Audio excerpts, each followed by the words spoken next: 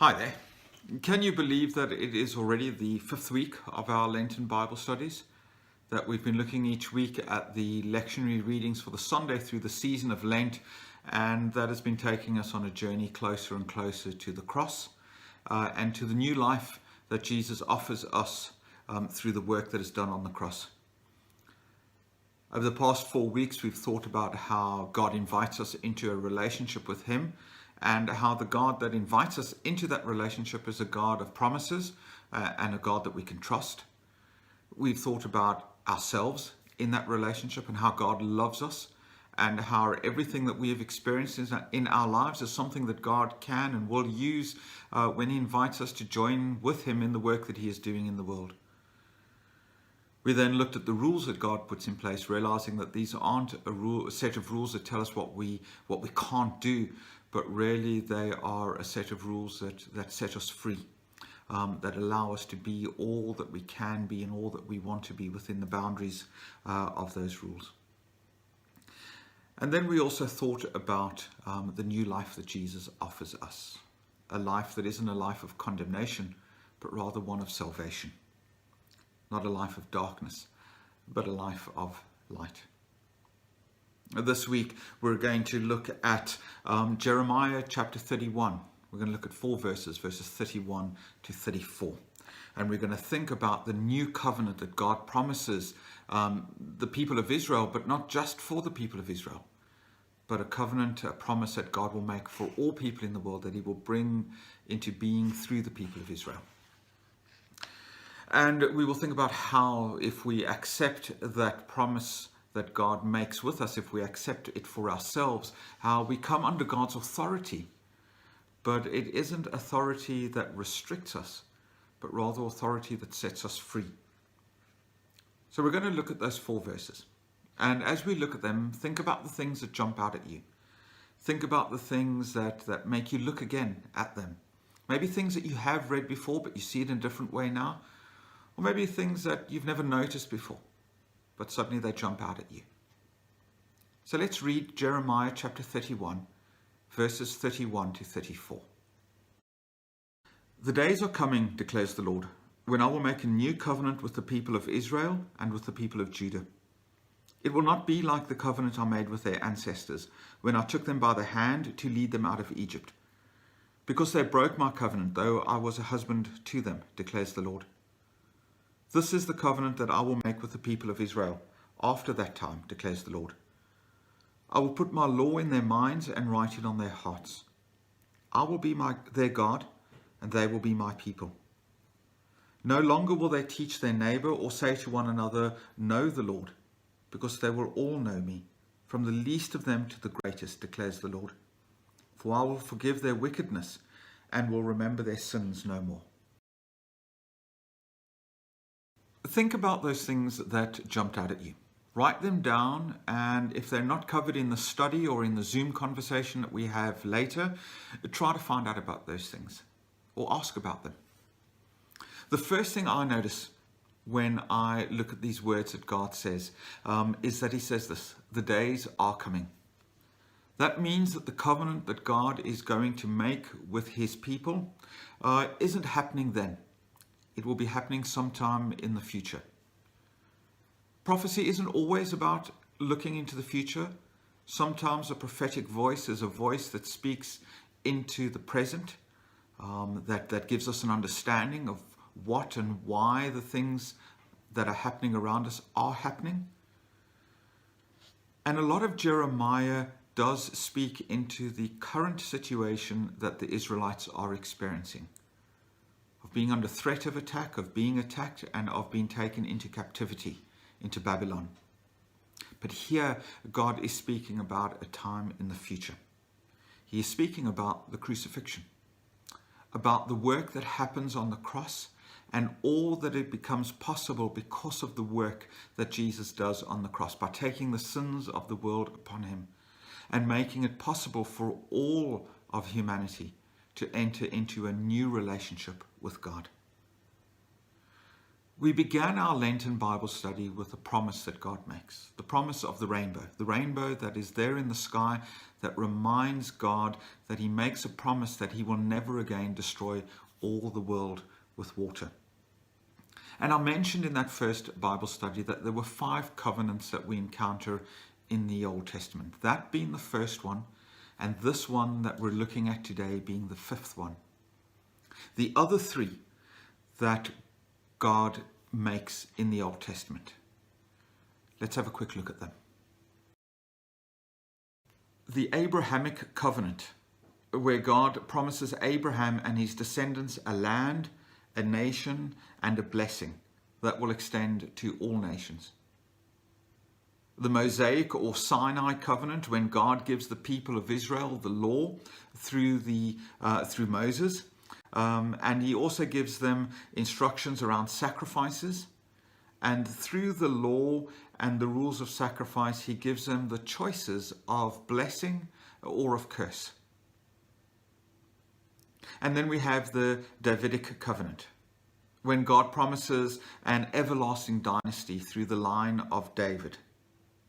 He promises a perfect ruler, and it talks of the promised Messiah. And then we have this covenant, the one that promises transformation, relationship, and love. Verse 33 tells us about this new covenant. I will put my law in their minds and write it on their hearts. Now, we've been talking a lot about freedom, and even the title of this study is Freedom Under Authority. But where is the freedom to choose if God is writing his law on our hearts? If he is placing the law in our minds, where do we have the freedom to choose what we do and don't want to do if God is tattooing it onto our hearts? Surely he is taking away from us the freedom to decide for ourselves what we want to do. Well, first we need to think about what is the law that God is writing on our hearts. Well, if we think back to earlier Bible studies, the one that we did on the 10 Commandments, that's the law that we're talking about. The 10 things that God lays out for us, and the law that comes after that about how we behave and how the people of Israel should act towards one another. When we spoke about those rules, we also thought about something that Jesus says. When Jesus is asked what is the most important commandment, Jesus says that all the law and all the words of the prophets can be summed up in 2 commandments. Love the Lord your God with all your heart, all your mind, and all your soul, and to love others as you love yourselves. You see, the law that God writes on our hearts is all about relationship, and it's about love. It's about expressing that relationship through words and acts and attitudes of love towards God and towards one another, and also to remember to love ourselves. So the law that God is writing on our hearts is about expressing our relationship with him. Bible commentator Woody Bartlett writes this: having the law firmly engraved in one's heart is an adventure in freedom. It is the freedom to act spontaneously, knowing that one's actions will reflect what fills one's heart. It is the freedom to be who one truly is, knowing that one's true character is what is most pleasing to God, and therefore reflects the best of what the law requires. In other words, this new covenant gives us the freedom to be ourselves, to be the people that God has created us to be, free from the bondage of sin, free from the pressure to conform to the patterns of this world. And that relationship is expressed again in the words, I will be their God and they will be my people. The new covenant is about establishing a relationship between God and between those who choose to enter into that relationship.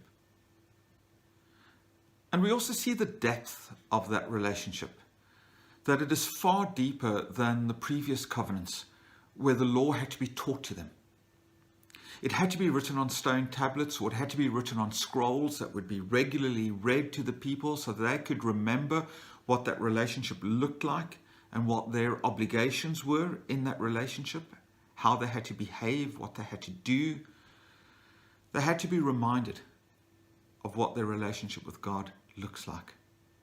But verse 34 says this: no longer will they teach their neighbor or say to one another, know the Lord, because they will know me, from the least of them to the greatest. The relationship takes on a new significance.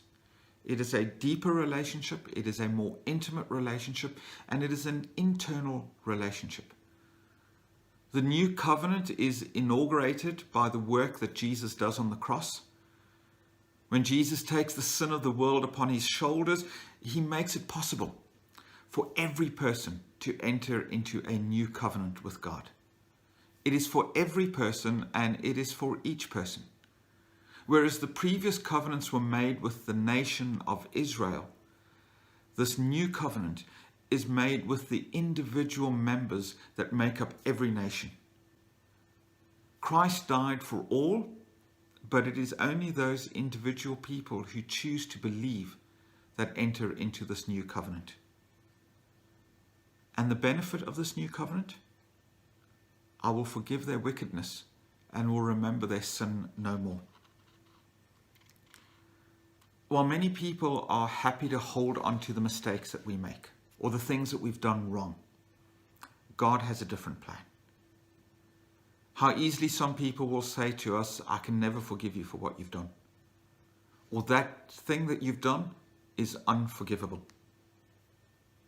But it is God's desire to forgive us, because God knows that the only way that we can be in an intimate relationship with him is to be forgiven by him. And so his new covenant makes it possible for us to be forgiven. But more than that, his new covenant makes it possible for him to even forget the sins that we have committed. As far as the east is from the west, so far has he removed our transgressions or our sins from us. In this new covenant in Jeremiah 31, the law that God gave to Moses, that God gave to all of humanity on the Mount Sinai, becomes the way that we live our lives. Because God imprints it on our hearts. But more than that, it becomes the way that we express our relationship with God, the way that we love God, the way that we love one another. It becomes the way that we live our lives. And it gives us freedom. It gives us freedom from the consequence of sin, and it gives us the freedom to be all that we have been created to be. Because no longer are we bound by the consequences of sin, and no longer are we bound by the pressure to conform to the patterns of this world. When we enter into a covenant with God, the new covenant, when we come under the authority of God, only then do we truly find the freedom to be all that we have been created to be. So we end our Bible study there this week. On Sunday morning, in our Sunday morning service, which is going to be happening in the car park of the Cookstown Methodist Church, but also Facebook Live at 11 o'clock on Sunday morning, and then later uploaded to our YouTube channel, we're going to think a little bit more about how this impacts our lives today, living in the context that we're living in. So you can join us in either of those formats, in our car park, live on Facebook, or later on our YouTube channel. I'm going to leave you with a few questions to think about. And if you're going to join us later at 8 o'clock on Zoom, we're going to maybe be chatting about these questions, or chatting about something that has been raised in your mind and in your heart as you've read this passage and thought about the things we've spoken about today. Until we meet again next week, God bless, take care, and goodbye. So here are some questions for you to think about. Did anything jump out at you as we read through this passage? What questions did it raise? And does it challenge you in any way to think or act differently? How is this covenant relationship with God both binding and liberating?